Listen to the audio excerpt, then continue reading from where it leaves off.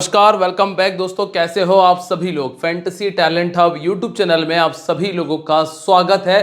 दोस्तों कल जो हमने मैच प्रेडिक्शन दिया था आप लोगों को वन साइडेड क्लीन स्वीप रहा।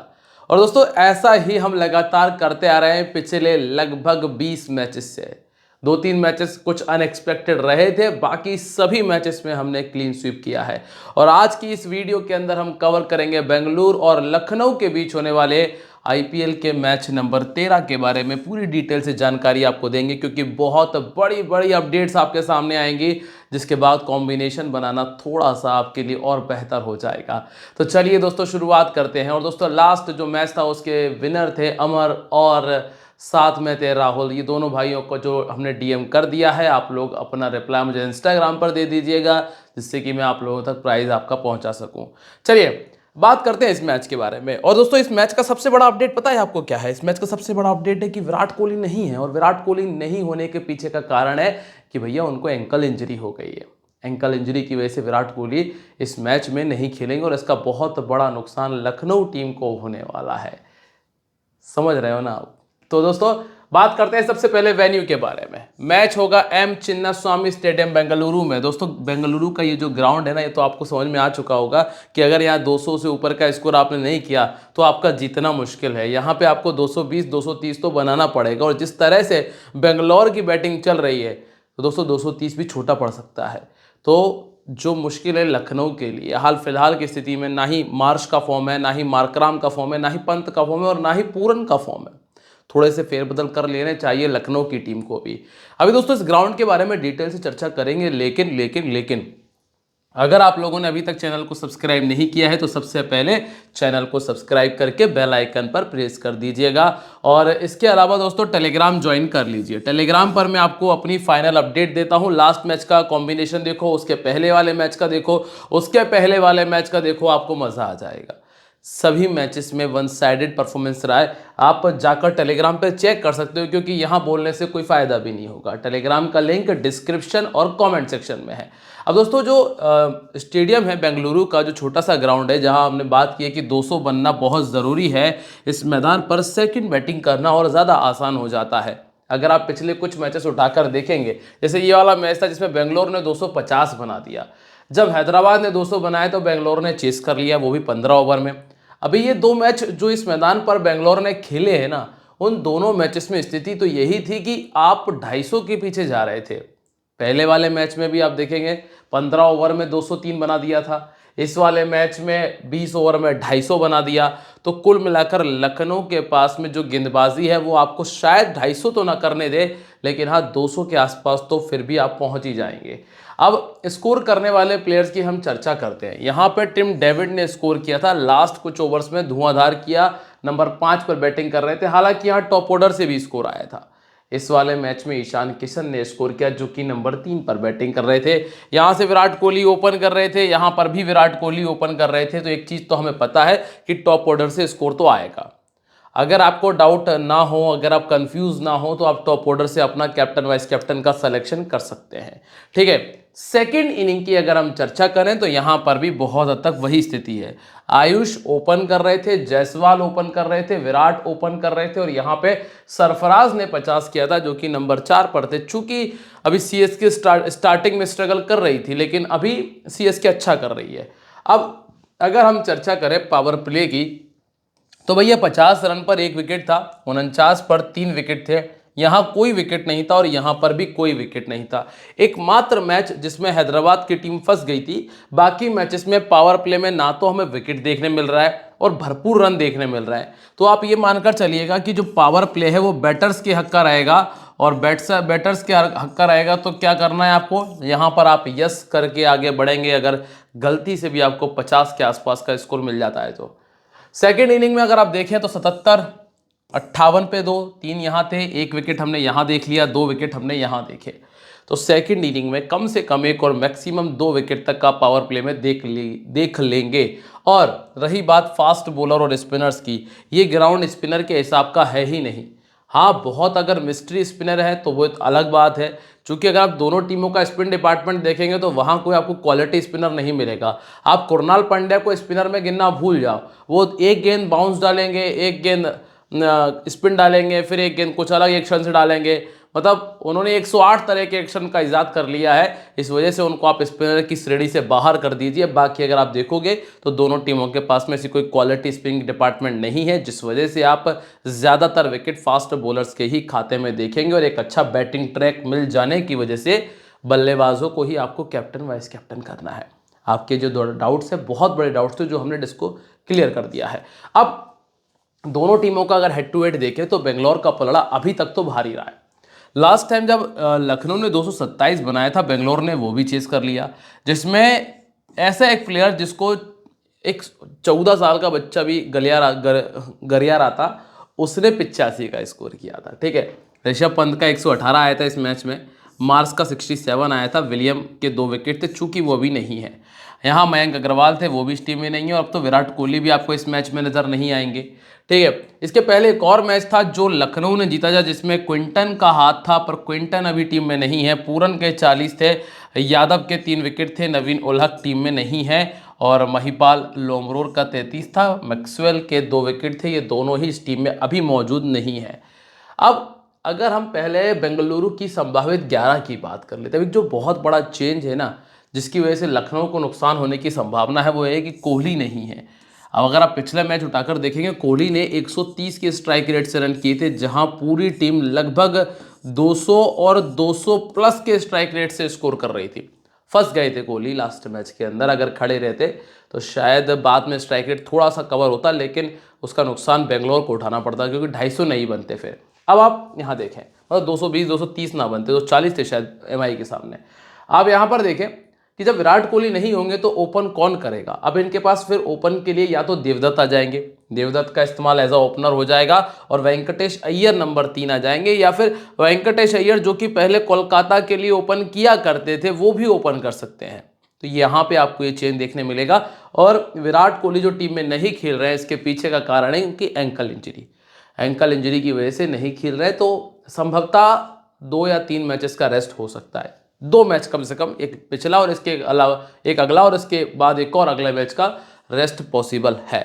ठीक है, गेंदबाजी की अगर बात करें तो इस टीम के पास गेंदबाजी तो गंदी है, ये बात आपको माननी पड़ेगी। सिर्फ एक आप कह सकते हो कि भुवनेश्वर कुमार अच्छी गेंदबाजी कर रहे हैं, अगर आप कह सकते हो थोड़ा बहुत जेकब डफी ने स्टार्टिंग में अच्छा कर दिया था। बाकी इस टीम के पास में गेंदबाजी तो ऐसी है कि 200 तो ये खाएंगे। अगर ये टीम 200 नहीं बना पाती है तो ये मैच हार जाएगी बिल्कुल। अब आप इस मैदान पर इन खिलाड़ियों का रिकॉर्ड अगर हम देखें तो फिल सॉल्ट ने 24 के एवरेज के साथ में स्कोर किया है, कोई भी 50 इस मैदान पर अभी तक नहीं बनाया। बाकी विराट, देवदत्त का रिकॉर्ड बहुत अच्छा है, वैसे विराट नहीं खेल रहे। रजत पाटीदार का एवरेज 34 का है, टिम डेविड का 78 का बैटिंग एवरेज है, 2 बार 50 किया है, जबकि ये नंबर 5 पर बैटिंग करने आते हैं। बाकी नीचे के खिलाड़ियों को उतना बेहतर परफॉर्मेंस नहीं है, जिसमें जितेश शर्मा ने तो 8 मैचेस खेलकर 103 बनाया है। जितेश शर्मा तो फिर भी टिम डेविड से ऊपर बैटिंग करते हैं, तब भी उनके आधे रन हैं टिम डेविड के मुकाबले। अगर हम गेंदबाजी की बात करें तो आप जैसा मैंने आपको बताया कि इनके पास गेंदबाजी नहीं है, और आप सबूत देख सकते हैं यहाँ पे। शेफर्ड ने 4 मैच खेले, 3 विकेट, 1 विकेट कम है। कुरनाल के पास में 9 विकेट कम मिलते हैं। रसिक के पास में 2 मैचेस में 2 विकेट है। भुवनेश्वर एकमात्र गेंदबाज जो कि 2 विकेट ज़्यादा निकाल रहे हैं। बाकी जैकब के पास में 2 में 5 और 9 में 7 विकेट है सुयश शर्मा के पास में। कोई भी चीज़ हमारी आंकड़ों से बाहर नहीं होती है। हम ऐसे हवा में तुक्के नहीं लगाते हैं कि कुछ तो भी बोल दिया, कुछ तो भी हो रहा है मैच के अंदर, नहीं होता है। अब हम बात करते हैं कि कौन कौन से प्लेयर रखे जाने। देखो, जहां बैटिंग ट्रैक आ जाता है, जहां टॉप ऑर्डर को फायदा मिल रहा है, वहां पे टॉप ऑर्डर के बल्लेबाज जगह बनाएंगे, जैसे कि फिल सॉल्ट 78 और 46 का स्कोर है, और लखनऊ के सामने बैटिंग करना पसंद करते हैं। लेकिन हम कुछ लॉजिक भी लेकर चलेंगे, ऐसा नहीं कि कुछ भी कर लिया। देखो, जो लखनऊ की गेंदबाजी है, जिसमें आपको शमी मिल रहा है, जिसमें आपको प्रिंस यादव मिल रहा है, जिसमें वैसे तो उनके पास में और भी ऑप्शन है, जैसे अगर मोहसिन खान खेलते तो वो एक अच्छा ऑप्शन बनते हैं। अब इनके पास में जो ये ओपनिंग में मतलब जो नई गेंद से गेंद डालने वाले गेंदबाज हैं, वो विकेट निकाल रहे हैं, वो कंफर्म विकेट निकाल रहे हैं। तो आप एक काम ये कर सकते हैं कि अगर जब आप जीएल खेल रहे होंगे, जब आप ग्रैंड लीग में इन्वेस्ट कर रहे होंगे, तो वहां पर ना आप टॉप ऑर्डर को छोड़ सकते हो। 1 प्लेयर 2 प्लेयर आप ड्रॉप कर सकते हो, ये रिस्क उठाया जा सकता है सिर्फ ग्रैंड लीग के अंदर। चूंकि स्मॉल लीग में हम सेफ खेलना पसंद करते हैं, थोड़ा सा उतना रिस्क उठाते नहीं है, इसलिए हम 3 मेंबर 4 मेंबर तक सॉल्ट को रखेंगे। ठीक है, इसके बाद देखो इनको समस्या है, जब कोई राइट आर्म फास्ट बॉलर सामने आता है तो विकेट देते हैं। सामने वाली टीम के पास में मोहम्मद शामी हैं, लगभग 145 प्लस डाल लेते हैं। चाइना में गेंदबाजी दिक्कत देती है। अब आप नंबर 2 आपको मिलेंगे यहाँ पे, वैसे तो कोहली नहीं है पर मैं आपको रिकॉर्ड दिखा देता हूँ, आप इनका स्क्रीनशॉट ले लीजिएगा। ठीक है, आवेश खान ने 3 बार आउट किया है, 5 बार इनको शामी ने ही आउट किया होगा, और कौन करेगा, हाँ शामी ने ही आउट किया है। ठीक है, अब आप आइए वेंकटेश अय्यर के रिकॉर्ड पे। अय्यर का रिकॉर्ड देख लेना आपके लिए ज़रूरी होगा, क्योंकि ये संभवतः इस मैच में ओपन करेंगे। 350 पहले बैटिंग करते हुए, 350 सेकंड बैटिंग करते हुए किया है इन्होंने, लगभग 35 का एवरेज है। पिछला साल इतना गंदा था कि टीम ने इनको ड्रॉप किया। ठीक, ऑर्थोडॉक्स गेंदबाजी के सामने 4 बार 50 है, लेकिन जो पिछले मैच का परफॉर्मेंस था वो इनका काफ़ी हद तक ठीक था।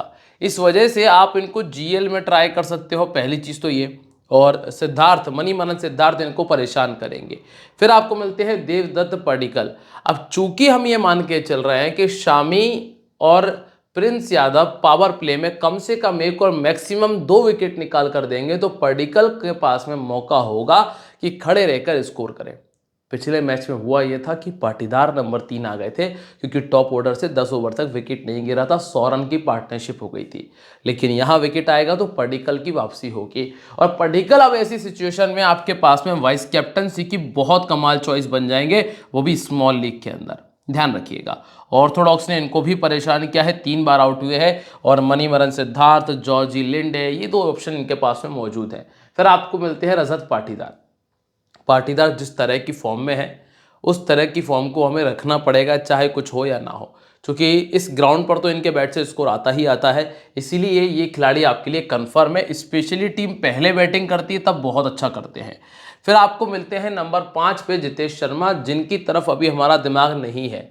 ये एक ऐसा ऑप्शन है आपके लिए, जब आप ऊपर के 3 खिलाड़ी छोड़ रहे हो, जब ऊपर के 3 खिलाड़ी छोड़ रहे हो, तब एक टीम में इनको वाइस कैप्टन बनाओ बस। इसके अलावा किसी भी कॉम्बिनेशन में आपको इनको रखने की ज़रूरत नहीं है, और सिर्फ पहले बैटिंग में ये ट्राई करिएगा। आवेश खान इनको 2 बार पहले भी आउट कर चुके हैं।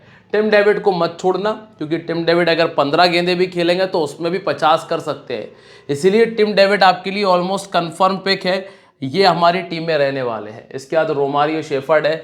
दोस्तों गेंदबाजी अच्छी नहीं कर रहे हैं, बल्लेबाजी का उतना मौका मिल नहीं रहा है, इसीलिए रोमारियो टीम में अभी जगह नहीं बना पा रहे। वैसे ही कुछ कंडीशन कुरनाल की है, 1 विकेट के लिए अगर आप रखना चाहो तो रख सकते हो। वैसे ऑलराउंडर सेक्शन में हमारे पास चॉइसेस में मार्कराम मिल जाएंगे, और इसके अलावा मुझे ज़्यादा चॉइस नज़र नहीं आ रही, तो कुरनाल की जगह वैसे बन सकती है।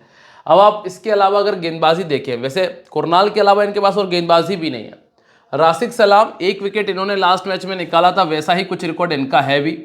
जैकब डफी, इन्होंने ज़रूर ठीक ठाक परफॉर्मेंस किया है, तो इनको रखा जा सकता है। और अंतिम जो 2 नाम है, जिसमें एक भुवनेश्वर और एक सुयश शर्मा आपको मिलते हैं। सुयश शर्मा के हिसाब का विकेट नहीं है ये, और 21 में 14 ही विकेट इनके पास हैं, और भुवनेश्वर ने 36 में 34 निकाले हैं। पिछले 2 मैचेस में कुछ खास नहीं कर पाए थे, पहले बॉलिंग में 14 और सेकंड बॉलिंग में 20 विकेट निकाले थे। अब हम बात कर लेते हैं यहाँ से लखनऊ के बारे में।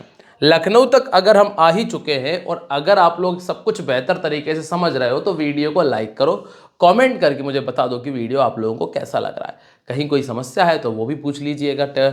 और हाँ, फ्री गिव अवे तो आप लोगों के लिए है, तो फ्री गिव अवे का सवाल प्रश्न आप लोगों से पूछ लिया जाए तो कैसा रहे। पहली चीज़ तो मैं आप लोगों को बता दूं कि आप लोगों से दोनों सवाल बहुत इजी पूछे जाते हैं, ऐसा कोई बहुत टफ क्वेश्चन नहीं कर रहा हूं मैं कि आपसे दोनों ही मैं फैंटेसी पॉइंट पूछ रहा हूं, या फिर दोनों ही जगह में एक फैंटेसी पॉइंट और एक में इतना ईजी क्वेश्चन पूछता हूं, तो दोनों के आंसर सही होने चाहिए। काफ़ी सारे लोग क्या करते हैं कि एक ईजी वाले क्वेश्चन का आंसर लेकर आ जाते हैं कि ये हमारा सही, वो इतना ईजी है कि कम से कम मेरे को अगर 400 या 500 कमेंट आ रहे हैं ना, तो उनमें से 300 लोगों का आंसर सही हो इजी वाला, तो ठीक है।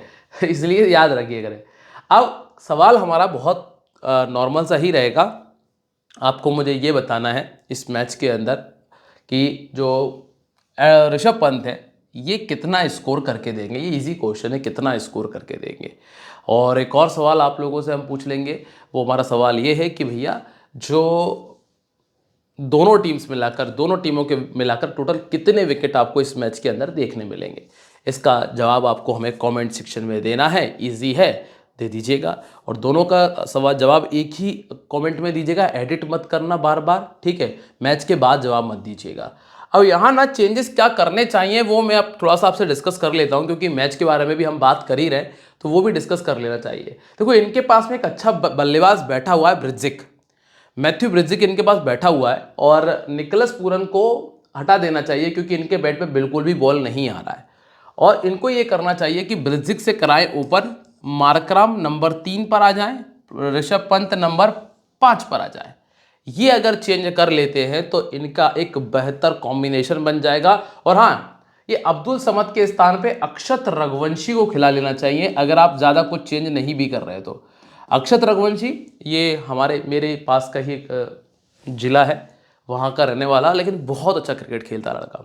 ठीक है, मध्य प्रदेश क्रिकेट लीग में उसने 5 मैचेस में लगभग 350 रन बनाए थे, जिसमें 2 शतक शामिल थे उसके। ठीक है, ये ध्यान रखिएगा, तो अच्छा बल्लेबाज है वो। अब इसको मौका मिलना चाहिए, अगर वो खेलता है तो आप उसको जीएल में रख लीजिएगा। नई गेंद के साथ में शामी आपको मिल जाएंगे, शामी के साथ में आपको प्रिंस यादव मिलेंगे और आवेश खान मिल जाएंगे। अब मिचेल मार्श और साथ में पंत है जिन्होंने इस मैदान पर अच्छी बैटिंग की है, एडर मार्कराम ने भी अच्छी बैटिंग की, पूरन ने भी इस मैदान पर स्कोर किया। फाइनली एक ऐसा ग्राउंड है जहां पर इस टीम के ज्यादातर प्लेयर ने अच्छा स्कोर किया है। ठीक है, प्रिंस यादव के पास में 3 विकेट है, शामी के पास में 8 और 3 विकेट निकाले हैं आवेश खान ने। अब हम बात करें अगर मिचेल मार्श के बारे में, तो मार्श जो कि अभी तक बिल्कुल भी अच्छा करते हुए नजर नहीं आए, लेकिन एक ऐसा प्लेयर है जो कभी भी आपको बड़ा स्कोर करके दे सकता है। टीम अगर पहले बैटिंग कर रही है तो इसको रख लीजिएगा। सेकंड बैटिंग में एक बार थोड़ा सा रेयर नजर आता है इनका परफॉर्मेंस, लेकिन पहले बैटिंग करते हुए स्कोर है। चूंकि एक और प्लस पॉइंट है कि सामने वाली टीम पे बहुत अच्छी गेंदबाजी नहीं है। दूसरा नाम है मार्कराम का। मार्कराम कैप्टनसी की एक सेफ चॉइस कह सकते हो, क्योंकि ये आपको ज्यादातर मैचेस में स्कोर करते हुए नजर आएंगे। ठीक है, इसलिए एक सेफ चॉइस मैं इनको कहता हूं। राइट आर्म फास्ट बॉलिंग के सामने 6 बार आउट हुए हैं, और कुरनाल ने इनको 3 बार पहले भी आउट किया, वो भी सिर्फ 8 गेंदों के अंदर, तो ये एक अच्छा बैटल मिलेगा। ऋषभ पंत ने एक मैच में 68 बनाया था जिसमें टीम जीती थी, और पिछले एक साल में 32 का एवरेज है। बेंगलोर के सामने बैटिंग करना पसंद करते हैं, ये प्लस पॉइंट है कि बेंगलोर के सामने बैटिंग करना पसंद करते हैं। कुरनाल इनको भी 3 बार आउट कर चुके हैं, लेकिन 46 गेंदों का इस्तेमाल किया है। आयुष बडोनी अच्छी बैटिंग कर रहे हैं, कुछ अच्छे इंप्रेसिव शॉट्स इन्होंने खेले थे, पर बडोनी की जगह इसलिए नहीं बन पाती है क्योंकि ऑलमोस्ट आपके जो टॉप 11 है वो बना लेते हैं जगह। हाँ, अगर आप रिस्क उठा रहे हो, जैसे मार्स को छोड़ने का रिस्क उठा रहे हो क्योंकि सेकंड बैटिंग में मार्स ने कुछ नहीं किया है, तो आप तब बडोनी की तरफ जा सकते हैं। लेफ्ट आर्म मीडियम इनको दिक्कत देता है, ऑफ स्पिन इनको समस्या देती है। ये दोनों गेंदबाज ना अभी सामने वाली टीम के पास में नहीं है। पूरन बहुत गंदी फॉर्म में है वर्तमान में, और बेंगलोर के सामने 10 मैचेस में एक ही बार 50 बनाया है। चूंकि इस ग्राउंड का रिकॉर्ड इनका फिर भी अच्छा है, पहले बैटिंग करते हुए 6-50 है, सेकंड बैटिंग करते हुए 9-50 है, पर लास्ट जो 2-3 मैचेस निकले बहुत गंदे थे। अब्दुल समद के तो इरफान पठान कोटे पर खेल रहे हैं अब्दुल समद, क्योंकि इरफान पठान इनको लेकर आए थे, तो जो 4-5 सीजन उन्होंने खेले हैं वो इरफान पठान कोटे पर ही चल रहे हैं इनके। कुल मिला के आप देखेंगे पिछले इतने सीजन खेलने के बाद भी 20 का एवरेज मेंटेन नहीं कर पा रहे, उसके बावजूद भी लगातार जगह बनी हुई है। मुकुल चौधरी परफॉर्मेंस किया है लड़के ने, तो यहाँ लेकिन बैटिंग डाउन नीचे है, तो उतना विचार विमर्श बन नहीं रहा है। अब आते हैं गेंदबाजी पर, शामी रखना पड़ेगा क्योंकि शामी का रिकॉर्ड इस मैदान पर ठीक है और पहले बॉलिंग करते हुए स्पेशली अच्छा ऑप्शन है। इसके बाद है प्रिंस यादव, ये भी बहुत कमाल का प्लेयर है, कमाल की गेंदबाजी है, तो इसको भी लेके चलेंगे हम। आवेश खान को डेथ ओवर के लिए ट्राई कर सकते हो अगर टीम पहले बॉलिंग करे तो। इसके बाद अगला नाम है दिग्वेश राठी। दिग्वेश राठी के हिसाब का ये ग्राउंड नहीं है, इसीलिए मैं इनको अभी नहीं रख रहा हूँ। और जॉर्जी लिंडे, दोस्तों जॉर्जी लिंडे 29 में 23 विकेट खाते में है और 18 का एवरेज है। चूंकि इस मैच में खेलने का मौका नहीं मिल पाएगा तो ये मेरी टीम में भी नहीं रहेंगे, क्योंकि लास्ट मैच में टीम का बैटिंग खत्म हो गया था, इसलिए इनको बैटिंग के लिए भेज दिया था, पर इस मैच में ऐसा नहीं होगा। अब अगर आप कैप्टन वाइस कैप्टन देखेंगे तो पाटीदार, मार्श और सॉल्ट ये कमाल की चॉइसेस हैं। बाकी मार्कराम, कोहली तो खैर है नहीं, तो टिम डेविड, और इनके स्थान पे आप देवदत्त पडिक्कल को बना सकते हो, या फिर टिम डेविड तो एक अच्छी चॉइस है ही। अब हम टीम कॉम्बिनेशन की बात कर लेते हैं। दोस्तों सब कुछ अगर आपको समझ में आ गया है तो वीडियो को लाइक और शेयर करना बिल्कुल ना भूलें, कमेंट करके बताएं कि वीडियो कैसा लगा। सॉल्ट और पंत रहेंगे, यहाँ से Tim David, Padikkal, Patidar, Marsh, Markram, Krunal, Prince, Duffy और शमी को हमने टीम में रखा है। अगर मुझे कुछ बदलना है, कोई बदलाव मुझे बताना है, तो वो मैं आपको टेलीग्राम पर ही बता पाऊंगा। तो अगर आप लोग टेलीग्राम पे नहीं हैं तो ज्वाइन करो, लिंक डिस्क्रिप्शन कमेंट सेक्शन दोनों जगह मिल जाएगा। मिलता हूँ आप लोगों से अपनी अगली वीडियो में, तब तक के लिए बाय, जय हिंद।